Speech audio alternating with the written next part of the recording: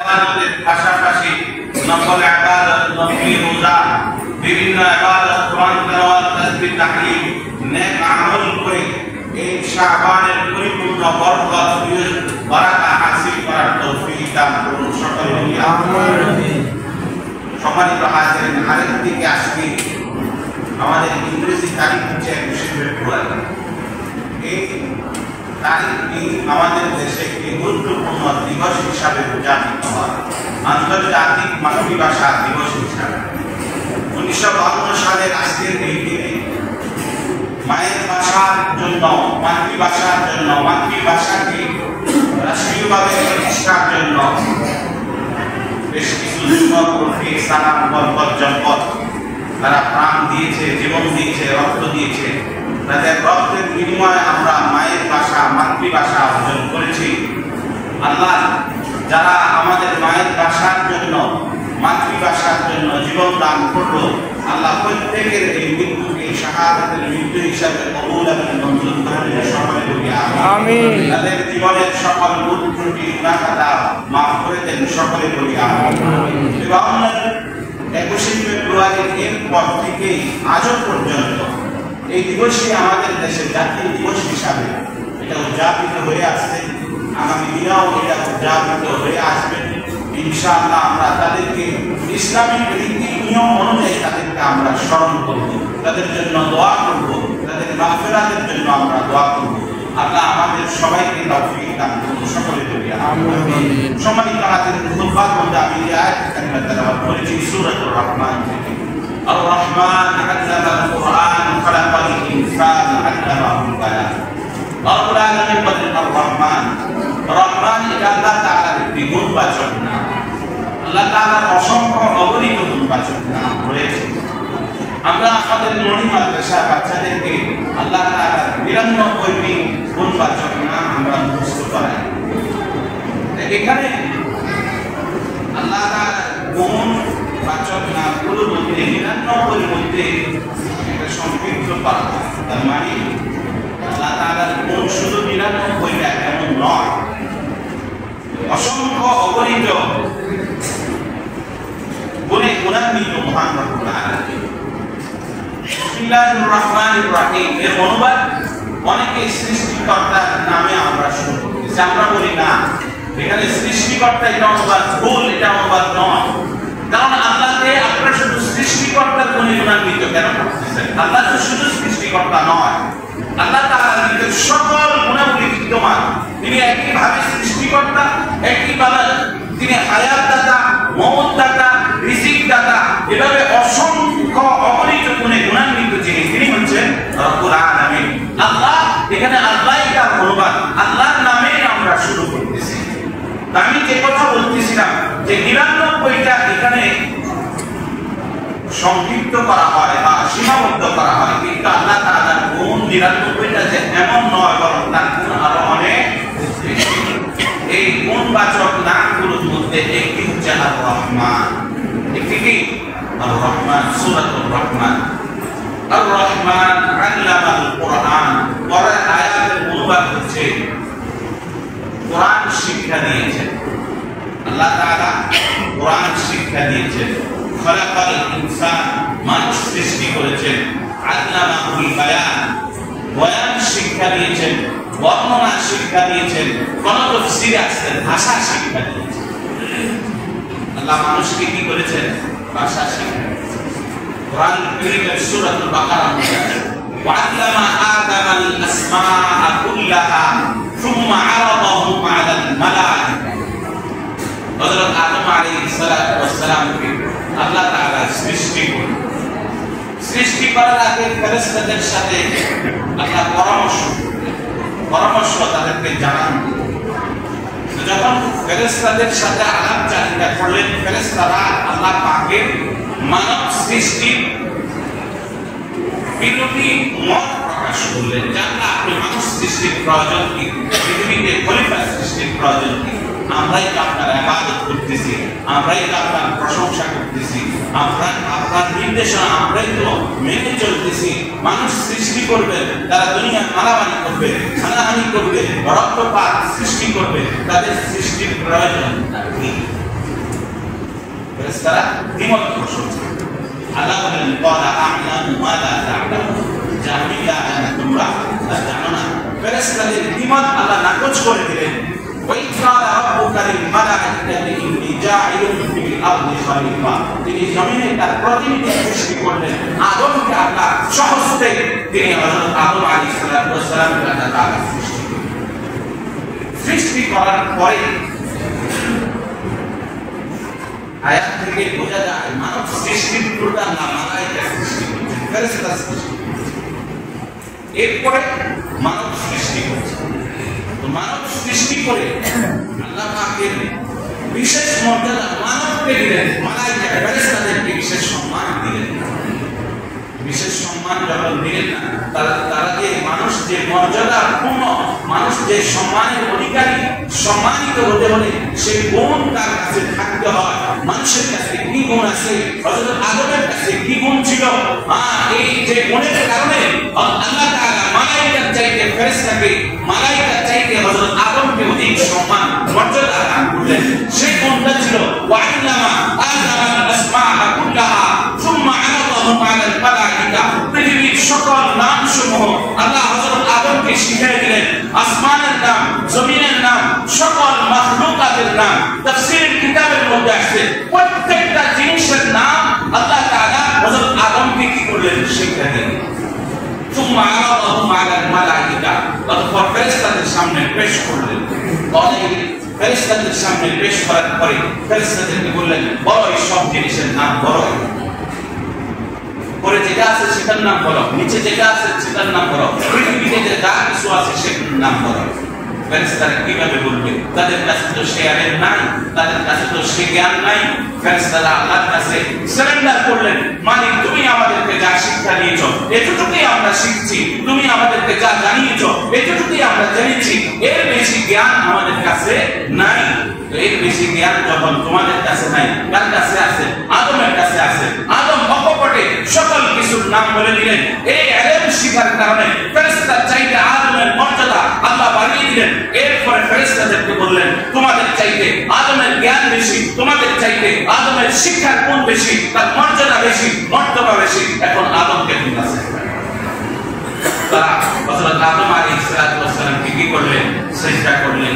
এই সিজদার মাধ্যমে বনি আদমকে আল্লাহ ফেরেশতাদের চাইতে মর্যাদার শীর্ষ আসন দান করলেন। সূরা বনী ইসরাঈলের মধ্যে আছে, ওয়ালাকাদ কাররামনা বনি আদম, আমি বনি আদমকে সবচেয়ে বেশি মর্যাদা মর্তবা আমি দান করেছি। তাহলে আমি যে কথা বলতেছিলাম, আল্লামাহুল বায়ান, আল্লাহ বয়ান শিক্ষা দিলেন, ভাষা শিক্ষা দিলেন। এর মূল কথা হচ্ছে আল্লাহ মানুষকে ভাষা শিক্ষা দিয়েছে। এই শিক্ষা, এই ভাষা শিক্ষা, এটা কার দান? এটা আল্লাহর দান, এটা আল্লাহর দান। আর রহমান আল্লামাল কুরআন, কোরআন শিক্ষা দিয়েছেন।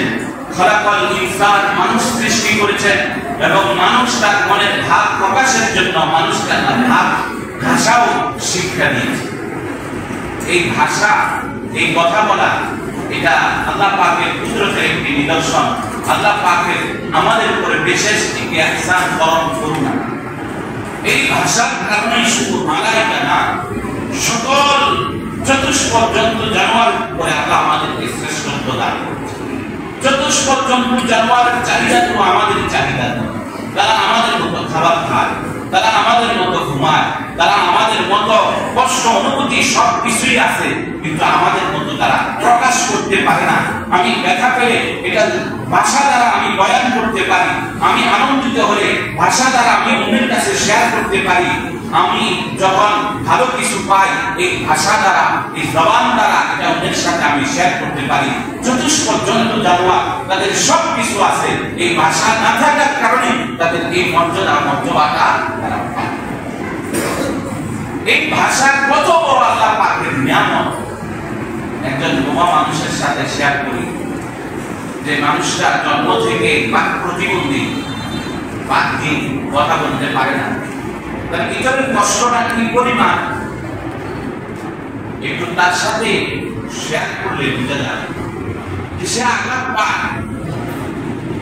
কিন্তু শিশুর মতো, যে শিশু কথা বলতে পারে না, এমন শিশুর মতো একজন বোবা মানুষ করতে পারে না, সে আঘাতপ্রাপ্ত হয়েছে, সে আনন্দিত হয়েছে। মানুষ আনন্দিত হলে অন্যের সাথে শেয়ার করে সে আরো বেশি আনন্দিত হয়। একজন বোবা মানুষ সে এই আনন্দের বিষয়টা অন্যের সাথে সে শেয়ার করতে পারে না। মানুষকে বোঝানোর জন্য হাজারো ভঙ্গিতে সে চেষ্টা করে, ইশারা দ্বারা, বিভিন্ন মাধ্যমে, কিন্তু অনেক সময় বোঝাতে সে সক্ষম হয় না, তার কলিজাটা ফেটে যায়। আল্লাহ পাক আমাদেরকে জবাব দিয়েছেন। মাঝে মধ্যে প্রায় সময় আমি বলে থাকি, এই যে ঘন্টার পর ঘন্টা আমরা যে কথা বলি, এর পিছনের শক্তি কি, উৎস কি, এটা আপনি কি চিন্তা করেন? কোনো খুঁজে পাওয়া যায়? আল্লাহ একটি জিহ্বা দান করেছেন, চতুষ্পদ জন্তুকেও যে একটি জিহ্বা দান করেছেন। আল্লাহ ঠোঁট দান করেছেন, তাদেরকেও তো দান করেছেন, কিন্তু আমরা ঘন্টার পর ঘন্টা কথা বলতে পারি, বলতেছি, তারা বলতে পারে না। বোবা মানুষ তারা বলতে পারে না।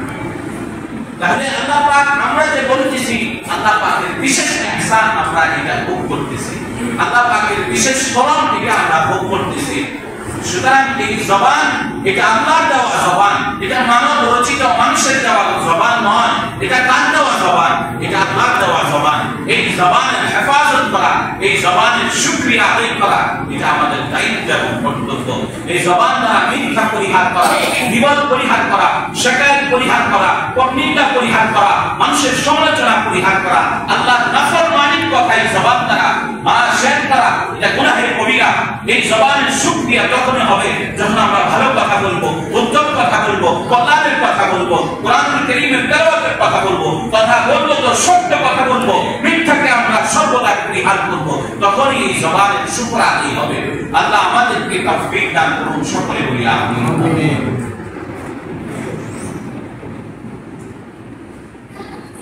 ভাষা এটা যেভাবে আমাদের কাছে গুরুত্বপূর্ণ, মাতৃভাষা, মায়ের ভাষা, এটাও কম গুরুত্বপূর্ণ নয়। কোরআনুল কারীমের মধ্যে আসছে, ওয়ামা আরসালনা মির রাসূলিন ইল্লা বিলিসানি কওমিহি লিতুবাইয়িনা লাহুম ফায়ুদিল্লুল্লাহু মান ইয়াশা'উ ওয়া ইয়াহদি মান ইয়াশা'উ ওয়া হুয়াল আজিজুল হাকীম। রব্বুল আলামিন ইরশাদ করেন, আমি সব পয়গম্বরকে তাদের স্বজাতির ভাষাভাষী করে প্রেরণ করেছি। অর্থাৎ দুনিয়াতে যত নবী রাসূল আল্লাহ তাআলা পাঠিয়েছেন, যে সম্প্রদায়ের কাছে পাঠিয়েছেন, ওই সম্প্রদায়ের ভাষা দিয়ে তিনি তাদেরকে পাঠিয়েছেন। এমন হয়নি যে ওই গোত্রের, ওই সম্প্রদায়ের এক ভাষা, নবী আসছে ভিন্ন ভাষা, এরকম কখনো হয়নি। বরং ওই গোত্রের, ওই গোষ্ঠীর, ওই জনপদের যে মূল ভাষা, ওই ভাষাভাষী করি আল্লাহ তাআলা প্রত্যেকটা নবী রাসূল দুনিয়ায় প্রেরণ করেছেন। একইভাবে আসমানি কিতাব একইভাবে প্রেরণ করেছেন। হযরত দাউদ আলাইহিস সালাতু ওয়াস সালাম, দাউদ আলাইহিস সালাতু ওয়াস সালামের উপরে জাবুর কিতাব নাযিল হয়েছে। জাবুর যে এলাকায়, যে গোত্রের উপরে এই কিতাব নাযিল হয়েছে, ওই গোত্রের তাদের ভাষা ছিল ইউনানি ভাষা। এজন্য জাবুর কোন ভাষায় নাযিল হয়েছে? ইউনানি ভাষায় জাবুর নাযিল হয়েছে। হযরত দাউদ আলাইহিস সালাতু ওয়াস সালামের ভাষা ছিল ইউনানি, জাবুরের ভাষা ছিল ইউনানি, ওই স্বজাতির গোত্রের ভাষা ছিল ইউনানি। হযরত মুসা আলাইহিস সালাতু ওয়াস সালামের উপর আল্লাহ তাওরাত কিতাব নাযিল করেছেন। ওই সম্প্রদায়ের মানুষের ভাষা ছিল ইব্রানি, এজন্য মুসা আলাইহিস সালাতু ওয়াস সালামকে ইব্রানি ভাষা এবং তাওরাতকে ইব্রানি ভাষা আল্লাহ তাআলা নাযিল করেছেন। হযরত ঈসা আলাইহিস সালাতু ওয়াস সালাম, তার উপরে ইনজিল কিতাব আল্লাহ তাআলা নাযিল করেছেন। ওই সম্প্রদায়ের লোকের ভাষা ছিল সুরিয়ানি, এজন্য ইনজিলকে হযরত ঈসা আলাইহিস সালাতু ওয়াস সালামকে সুরিয়ানি ভাষায় নাযিল করেছেন। আমার আপনার সকলের নবী, বিশ্ব নবী, নবী মুহাম্মদুর মুস্তাফা, আহমদে মুস্তাফা সাল্লাল্লাহু আলাইহি ওয়াসাল্লাম শেষ জামানায় শ্রেষ্ঠ নবী হিসাবে তিনি দুনিয়ায় আবির্ভূত হয়েছেন। যে কওমের কাছে, যে গোত্রের কাছে, যে সম্প্রদায়ের কাছে তিনি এসেছেন, তাদের ভাষা ছিল আরবি। নবীজি আরবি ভাষা, নবীজির উপরে যে কিতাব, আসমানি যে কিতাব নাযিল হয়েছে কোরআনুল কারীম, তার ভাষাও ছিল আরবি। সুতরাং এখান থেকে বোঝা যায় যে সম্প্রদায়ের যে ভাষা, তাদের ওই ভাষার উপরে আসমানি কিতাব কিতাব নাযিল হয়েছে, নবীও ওই ভাষায় ছিলেন, নবীও ওই ভাষায় দক্ষ ছিলেন। যেমন আমাদের নবী বলতেন আনা আফসাহুল আরব, আরবের মধ্যে সবচাইতে বিশুদ্ধ ভাষা, আরবের মধ্যে সবচাইতে প্রাণবন্ত ভাষা আমি কথা বলতাম। নবীজির চাইতে উচ্চাঙ্গের এবং সুন্দর ভাষায় ওই সময় আর কেউ কথা বলতে পারত না। নবীজির কথা শুনে অনেক মুসলিম হয়ে যেত, বলতে বাধ্য হতো মা আহসানাল কালাম ওয়া আজমালাহা, এটা এত সুন্দর কথা মানুষ বলতে পারে, এত সুন্দর ভাষা, মধুর ভাষা। নবীজি কথা বলতেন, শুধু কথা শুনে, নবীজির ভাষা শুনে অনেক মুসলিম হয়ে গেছে। আমাদের ভাষা এমন হওয়া উচিত, আমাদের ভাষাগুলো সুন্দর হওয়া উচিত, আমাদের শব্দ চয়নগুলো সুন্দর হওয়া উচিত, শুদ্ধ হওয়া উচিত। আমরা বাংলা ভাষাভাষী হিসাবে এই ভাষায় আমাদের দক্ষতা অর্জন করা প্রয়োজন। এই ভাষায় সুন্দর শাব্দিকভাবে মধুর ভাষায় কথা বলা শেখা, এটা আমাদের প্রয়োজন। আল্লাহ আমাদের সবাইকে তৌফিক দান করুন, সকলে বলি আমিন। পৃথিবীতে যত নবী রাসূল আসছে, প্রত্যেক নবী রাসূলের মুআজিজা আছে। আল্লাহ এক এক নবীকে এক এক মুআজিজা দিয়ে তিনি তাদেরকে দুনিয়ায় প্রেরণ করেছেন। হযরত মুসা আলাইহিস সালামের হাতে এক লাঠি ছিল, দুনিয়ার সব কাজ, যত কাজ লাঠি দ্বারা সমাধান। জাদুঘররা বিশাল সাপ বানিয়ে ফেলল, হযরত মুসা আলাইহিস সালাম লাঠি ছেড়ে দিলেন, বিশাল সাপ নিয়ে সবগুলো সাপ বেরিয়ে গেল। দরিয়ার সম্মুখীন হলেন, লাঠি দ্বারা দরিয়ার মধ্যে আঘাত করলেন, সেটা রাস্তা হয়ে গেল। এইভাবে সকল কাজ সমাধান করতেন এই লাঠির মাধ্যমে। সেটা আপনার পক্ষ থেকে একটি বিশেষ মুআজিজা ছিল। আমাদের হাতে যে লাঠি, এই লাঠি সারাদিন পাশের মধ্যে, যদি আমরা বাড়ির বাচ্চারা এই যে গাছ পিটাইতেছে, কত খেলা করতেছে, এটার মুআজিজা নাই। এটা নবীর পরে আল্লাহ পাকের বিশেষ একটি মুআজিজা। হযরত মুসা আলাইহিস সালাম তিনি চলে গেছেন, লাঠির মুআজিজাও শেষ হয়ে গেছে। হযরত ঈসা আলাইহিস সালাম তার মুআজিজা দান করলেন। হযরত ঈসা আলাইহিস সালাম কবরের পাশে দাঁড়িয়ে মৃত ব্যক্তি সম্পর্কে উদ্দেশ্য করে বলতেন বিসমিল্লাহ, আল্লাহর হুকুমে তুমি জীবিত হয়ে যাও। মৃত ব্যক্তি আল্লাহর হুকুমে জীবিত হয়ে যেত। আল্লাহ হযরত ঈসা আলাইহিস সালামকে এই মুআজিজা দান করেছেন, তিনি মৃত মানুষকে জীবিত করতে পারতেন। নবী শেষ হয়ে গেছে, অতীত হয়ে গেছে, নবীর মুআজিজাও শেষ হয়ে গেছে। আমার আপনার সকলের নবী বিশ্বনবী মুহাম্মদ মুস্তাফা সাল্লাল্লাহু আলাইহি ওয়াসাল্লাম, তিনার মুআজিজা, তিনার কিছুই শেষ হয়নি। এটা কিয়ামত, নবুয়ত এটা শেষ হয়নি, এটা কিয়ামত পর্যন্ত বহাল থাকবে। সুতরাং আমাদের নবী যেহেতু তার নবুয়তির দরজাতে এত কিয়ামত পর্যন্ত থাকবে, কিয়ামত পর্যন্ত আর কোন নবী যেহেতু আসবে না, তিনি শেষ নবী, তিনি শ্রেষ্ঠ নবী, তার মুআজিজা গুলো কিয়ামত পর্যন্ত বলবৎ থাকবে। আমাদের নবীর যতগুলো মুআজিজা, উল্লেখযোগ্য মুআজিজা ছিল আল কোরআনুল কারীম। আর কোরআনুল কারীমের অনেক মুআজিজা, কোরআনুল কারীমের অন্যতম একটি মুআজিজা হচ্ছে ভাষা এবং সাহিত্যের মুআজিজা। কোরআন যতটা ভাষা, কোরআন যতটা উচ্চাঙ্গের শব্দ, কোরআন যতটা সাহিত্যপূর্ণ, এই পৃথিবীতে আর কোন গ্রন্থ এতটা সাহিত্যে ভরপুর নেই, এতটা ভাষার শৈলী নেই, এতটা ভাষার সৌন্দর্য নেই। কোরআন 1450 বছর পূর্বে দুনিয়াতে আসছে, নবীজির উপরে আসছে, আজও পর্যন্ত এটা সমহিমায়, সমর্যাদায় এটা আছে, কেমন পর্যন্ত এটা থাকবে। কেমন পর্যন্ত মানুষের যাবতীয় যত সমস্যা কোরআন থেকে সমাধান নিতে পারবে। এই জাতি, মুসলিম জাতি যতদিন কোরআনের সাথে ছিল, কোরআন অনুযায়ী আমল করত, কোরআনের শাসন মেনে নিত, এই মুসলিম জাতি ততদিন দুনিয়া শাসন করেছে। দুনিয়ার মধ্যে সর্বশ্রেষ্ঠ জাতি হিসাবে তারা ছিল। আজ মুসলিম কোরআন থেকে দূরে থাকার কারণে, কোরআনের আমল থেকে দূরে থাকার কারণে, কোরআনের শাসন থেকে দূরে থাকার কারণে আজ মুসলমানের কোনো মর্যাদা নাই, মুসলিমদের রক্তের কোনো মূল্য নাই। আজ মুসলিম সবচেয়ে নির্যাতিত জাতি। আবার যখন এই মুসলিম কোরআনের কাছে ফিরে আসবে, কোরআন পড়বে, কোরআন অনুযায়ী আমল করবে, কোরআনের শাসন মেনে নেবে, ইসলাম আবার এই পৃথিবী শাসন করবে, আবার নেতৃত্ব মুসলিমদের হাতে ফিরে আসবে। না, আমরা ততদিন পর্যন্ত নেতৃত্বের আসনে ফিরতে পারবো না যতদিন কোরআনকে আমরা আঁকড়ে ধরবো না। যখনই আমরা এই কোরআনকে আঁকড়ে ধরবো, ইনশাআল্লাহ ইনশাআল্লাহ নেতৃত্ব আল্লাহ মুসলিমদের হাতে দিবে, নেতৃত্ব আল্লাহ কোরআন ওয়ালাদের হাতে দিবে, পৃথিবীর নেতৃত্ব কোরআন ওয়ালারাই করবে। সে সময় আর বেশি দূরে নয়, সে সময় আর বেশি দূরে নয়। কিন্তু আমাদের দায়িত্ব, কর্তব্য আমাদের ঈমান সংশোধন করা, আমাদের আমল সংশোধন করা, কোরআনের পথে আমাদের ফিরে আসা। আল্লাহ আমাদের সবাইকে তৌফিক দান করুন, সকলে বলি আমিন। কোরআনের মতো দ্বিতীয় আর কোনো কিতাব নেই। রাসূলুল্লাহ সাল্লাল্লাহু আলাইহি ওয়াসাল্লামের উপর যখন কোরআন নাযিল হলো, তখন আরবের জাহেল, আরবের শিক্ষিত সমাজ, ওই সময় আরবি ভাষা সাহিত্যের দিক থেকে সবচাইতে সর্বোত্তম যুগ ছিল এটা। তারা জাহেল হতে পারত, কিন্তু আরবের যে তারা ভাষার যে সাহিত্য পণ্ডিত ছিল, কবি ছিল, সে যুগের পরে এত বড় কবি, মহাকবি আর আসেনি। তারা কবিতা আবৃত্তি করে বাইতুল্লাহ গিলাফে তারা রটকে দিত আর ঘোষণা করত, চ্যালেঞ্জ ছড়ে দিত, এর চাইতে উত্তম কবিতা কে আবৃত্তি করতে পারবে। এভাবে আরেকজন তার চাইতে উত্তম কবিতা আবৃত্তি করত, সে এসে বাইতুল্লাহ মধ্যে লটকায় দিত আর চ্যালেঞ্জ ছড়ে দিত, আর আমার কবিতার চাইতে আর কে আছে মহাকবিতা, উত্তম কবিতা আবৃত্তি করতে। এভাবে তারা কবিতা আবৃত্তি করত, সাহিত্যের যুগ ছিল। তো কোরআন নাযিল হওয়ার পরে তারা বলাবলি করতে লাগলো, এটা মুহাম্মদের বানানো কিতাব। আল্লাহ তাআলা ওই কবিদেরকে এবং দুনিয়ার সকল মানুষকে চ্যালেঞ্জ ছড়ে দিলেন। কবিরা যেভাবে চ্যালেঞ্জ ছড়ে দেয়, আমার কবিতার চাইতে উত্তম কবিতা তোমরা আবৃত্তি করে নিয়ে আসো। আল্লাহ চ্যালেঞ্জ ছড়ে দিলেন, আমি তো একটা কোরআনুল কারীম নাযিল করেছি, দুনিয়ার সকল কবি, দুনিয়ার সকল সাহিত্যিক তোমরা একত্রিত হও। শুধু মানুষ নয়, জিনদেরকেও একত্রিত করো, গোটা দুনিয়ার সকল মানুষ একত্রিত হও হয়ে কোরআনুল কারীম, দ্বিতীয় আরেকটা কোরআনুল কারীম অনুরূপ তোমরা বানিয়ে নিয়ে আসো।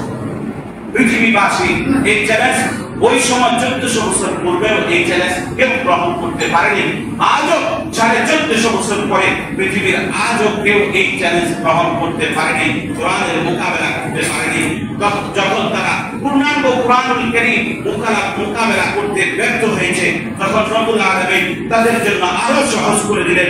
বললেন, ওয়াইন কুনতুম ফি রাইবিন মিম্মা নাযালনা আলা আবদিনা ফাতু বিসূরা। পুরো কোরআন মোকাবেলা গ্রহণের তোমাদের প্রয়োজন নাই। কোরআনুল কারীমের একটি সূরা, অনুরূপ একটি সূরা তোমরা বানিয়ে নিয়ে আসো। যদি তোমাদের সেই সক্ষমতা থাকে, তারা একটি সূরাও বানিয়ে নিয়ে আসতে পারেনি। কিয়ামত পর্যন্ত কোরআনের অনুরূপ বিপরীত কেউ কোরআনের একটি সূরা, একটি নকতা, একটি শব্দ কেউ কিয়ামত পর্যন্ত বানাতে পারবে না। কারণ এটা মানব রচিত কোনো কিতাব নয়, এটা আল্লাহ তাআলার ব্যক্ত কিতাব, এটা আল্লাহর পক্ষ থেকে নাযিলকৃত কিতাব। এর মোকাবেলা করা, এর চ্যালেঞ্জ গ্রহণ করা, এটা মানুষের পক্ষে কখনো সম্ভব নয়। আল্লাহ আমাদেরকে এই কোরআনের ছায়াতলে কোরআন পড়ার, বোঝার, আমল করার তৌফিক দান করুন, সকলে বলি আমিন। আমি আপনাদের সামনে ভাষা সম্পর্কে আলোচনা করতেছিলাম। আমরা বলতেছিলাম মাতৃভাষা এটা আল্লাহর পক্ষ থেকে আমাদের জন্য বিশেষ অনুগ্রহ, বিশেষ দান। আমরা মায়ের ভাষায় কথা বলবো, মায়ের ভাষায় আমাদের ভাব প্রকাশ করবো। এটা কেড়ে নেওয়ার অধিকার পৃথিবীর কাউকে এটা দেওয়া হয়নি। এটা আল্লাহ পাকের বিশেষ কুদরত, আল্লাহ পাকের বিশেষ রহমত। কোরআনুল কারীমের মধ্যে আছে, ওয়া মিন আয়াতিহি খালকুস সামাওয়াতি ওয়াল আরদ। আল্লাহ পাকের কুদরতের মধ্যে একটি হচ্ছে তিনি নবমণ্ডলকে সৃষ্টি করেছেন, ভূমণ্ডলকে সৃষ্টি করেছেন। আল্লাহ পাকের আরেকটি কুদরত ওয়াখতিলাফু আলসিনাতিকুম, তিনি আমাদের মধ্যে ভাষা ও বর্ণের বৈচিত্র্যময় সৃষ্টি করেছেন। দুনিয়ার সকল মানুষের ভাষা এক নয়, দুনিয়ার সকল মানুষের রং এক নয়, দুনিয়ার সকল মানুষের চাহিদা একরকম নয়। এক একজনকে এক এক মেজাজ দিয়ে, এক এক মন দিয়ে, এক এক চাহিদা দিয়ে, এক এক রং দিয়ে আল্লাহ তাআলা সৃষ্টি করেছেন। হযরত আদমের মাটির ভিন্নতা অনেক রকম। এক জায়গার মাটি দিয়ে হযরত আদমকে আল্লাহ সৃষ্টি করেন। পৃথিবীর বিভিন্ন জায়গা থেকে, বিভিন্ন স্থান থেকে মাটি সংগ্রহ করে আদমের ফামিলা নির্মাণ করেছেন। মাটির ভিন্নতার কারণে দুনিয়া আমরা আদমের সন্তান যারা আছি সবাই একরকম নয়। আমরা একরকম, আমেরিকানরা আরেক রকম, ইসরায়েলিরা আরেক রকম, সুরিয়ানিরা আরেক রকম। এক এক অঞ্চলের মানুষ এক এক রকম, এক এক অঞ্চলের মানুষের ভাষা এক এক রকম, চাহিদা এক এক রকম। কিতাবের মধ্যে আছে পৃথিবীতে প্রায় ৬,০০০-এর অধিক ভাষা রয়েছে, ৬,০০০-এর অধিক ভাষা। এই সকল ভাষায় আল্লাহ তাআলা দান, এই সকল ভাষায় তিনি বুঝেন। প্রত্যেকেরই মায়ের ভাষা, তিনি তার ভাষায় কথা বলবে, তার ভাষায় মানুষের সাথে আলাপচারিতা করবে, এটা প্রত্যেকের অধিকার। এই আর এটা আল্লাহর পক্ষ থেকে এটাকে খর্ব করা, এই অধিকার কেড়ে নেওয়া, এই অধিকার কাউকে আল্লাহ তাআলা দেন নেই। আল্লাহ তাআলা আমাদেরকে এই বিশুদ্ধ ভাষা আমরা প্রতিষ্ঠানে আমাদের বাচ্চাদেরকে আমরা একইভাবে ৩টা ভাষায় আমরা পরিপূর্ণ দক্ষতা দেওয়ার আমরা চেষ্টা করি। মাতৃভাষা হিসাবে মায়ের ভাষা বাংলা ভাষাকে ভালোভাবে তাদেরকে শিক্ষা দানের চেষ্টা করি। আর দ্বিতীয় হচ্ছে ধর্মের ভাষা হিসাবে আরবি ভাষা, আর আন্তর্জাতিক হিসেবে ইংরেজি ভাষা। ৩টা ভাষায় তাদেরকে আমরা শিক্ষা দেওয়ার চেষ্টা করি। তবে ভাষার উপর ভাষা কোন শ্রেষ্ঠত্ব নাই, গোত্রের উপরে গোত্রের কোন শ্রেষ্ঠত্ব নাই। রাসূলুল্লাহ সাল্লাল্লাহু আলাইহি ওয়াসাল্লাম ইরশাদ করেন, ইন্নাল্লাহা লা ইয়ানজুরু ইলা সুওয়ারিকুম ওয়া আমওয়ালিকুম ওয়ালাকিন ইয়ানজুরু ইলা আ'মালিকুম ওয়ালাকিন ইয়ানজুরু ইলা কুলুবিকুম ওয়া আ'মালিকুম। একজন মানুষ আরেকজন মানুষকে মূল্যায়ন করে তার সৌন্দর্য দেখে, সৌন্দর্য দেখে এই মূল্যায়ন আল্লাহ তাআলার দরবারে হয় না। একজন মানুষ আরেকজন মানুষকে মূল্যায়ন করে তার বংশ দেখে, তার অর্থ দেখে, তার ক্ষমতা দেখে। আল্লাহ বলেন এই অর্থ, এই ক্ষমতা, এই সৌন্দর্যের মূল্য কোনটার মূল্য আমার কাছে নাই। আমার কাছে যেটার মূল্য ওয়ালাকিন ইয়ানজুরু ইলা কুলুবিকুম, তোমাদের কলবের মূল্য, তোমাদের অন্তরের মূল্য, তোমাদের নিয়তের মূল্য। ওয়ালাকিন ইয়ানজুরু ইলা আমালিকুম, এবং আমল কতটুকু সংশোধিত, আমল কতটুকু সুন্দর, এটার মূল্য আমার কাছে আছে। সুতরাং এই হাদিস থেকে বোঝা যায় যে ভাষায় হোক কোনো অসুবিধা নেই, এটার গুরুত্ব আল্লাহর কাছে নাই। আল্লাহর কাছে যে গুরুত্ব, ইন্না আকরামাকুম ইনদাল্লাহি আতকাকুম, যে যত বেশি তাকওয়াবান, যে যত বেশি খোদাভীরু, যে যত বেশি আমলগার, যে যত বেশি ইবাদত গুজার, আল্লাহর কাছে তার মূল্য, তার মর্যাদা তত বেশি। আল্লাহ আমাদেরকে এই শাবানের ফজিলতপূর্ণ সময় আমলি জিন্দেগি গঠন করার তৌফিক দান করুন সকলে বলি আমিন। শেষ কথা আমরা বলি যাই, আমাদের জাতীয় দিবসের জন্য যে সকল শহীদ ভাইরা শাহাদাত বরণ করেছে, 52-এর ভাষা আন্দোলন, 71-এর মুক্তিযুদ্ধ আন্দোলন, এই জাতীয় যত আন্দোলনে যারা শহীদ হয়েছে, যারা মুসলিম, তারা যেহেতু শাহাদাত বরণ করছে, তাদের জন্য দোয়া, তাদের জন্য ইস্তেগফার, এটার যে পদ্ধতি, যে আমাদের দেশে বিজাতীয় যে সংস্কৃতি, কতগুলা ফুলের তোড়া নিয়ে তাদের বিদেহে, তাদের বিয়েতে নিয়ে রেখে দেয়, মোমবাতি জ্বালায় রাখে, কতক্ষণ এভাবে মূর্তির মতো নীরবতা পালন করে। এর দ্বারা তাদের কোনো ফায়দা হয় না। তাদের ফায়দা যেটা হয়, আপনি সেখানে দাঁড়িয়ে সূরা ফাতিহা পড়েন, সূরা ইখলাস পড়েন, দুরূদ শরীফ পড়েন, তাদের মাগফিরাতের জন্য দোয়া করেন। এইটাকে জাতীয় দিবসে জাতীয়ভাবে আমরা মুমিন হিসাবে, মুসলিম হিসাবে এটাকে প্রতিষ্ঠিত করতে হবে। এটাই আজকের 21শে ফেব্রুয়ারির এই দাবি আমি রাখলাম যে আমরা আমাদের সকল শহীদের জন্য আমরা দোয়া করব, ইস্তেগফার করব, তাদের জন্য আমরা আল্লাহর কাছে তাদের শাহাদাতের বুলন্দির জন্য আমরা দোয়া করব। আল্লাহ আমাদের সকল আমলকে কবুল এবং মঞ্জুর করে দেন, সকলে বলি আমিন। ওয়া আখিরু দাওয়া।